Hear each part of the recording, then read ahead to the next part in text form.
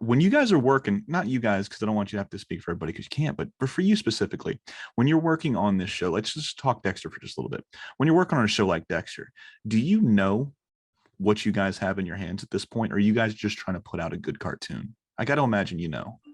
Yeah, I mean, like, what was great about Gandhi, so again, hats off, is like after there was a pitch, he would invite everybody on the crew for the pitch. And then he would like close the door and go, all right, jokes, let's make it funny.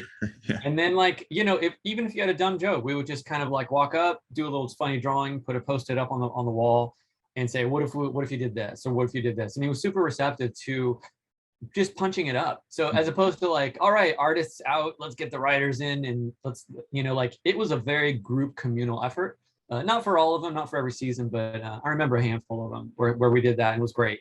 It also made you feel like you were part of it. So it gave you ownership, which was awesome. So, I don't look at things in a historical context, in the present. I just look at like, you give it your all, you're having fun, you do the best that you can. And when you see everybody else is really punching it, right? Like you're standing there and Paul Rudish, you see, just start sketching up like post-it after post-it. And he goes up and he puts it up on the wall and you see what he just drew. You're like, yeah, that's hilarious. And then that really, he gets the laugh, right? But it also inspires you to go, man, if he's going to do that. And then so I think that by default, we kept pushing each other, right?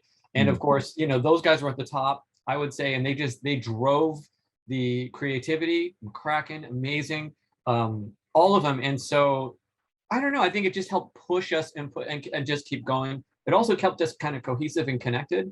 And I think that's sort of that bond that you're talking about with our crew. And we were able to, I think, just work together as a unit and just create something really, really great.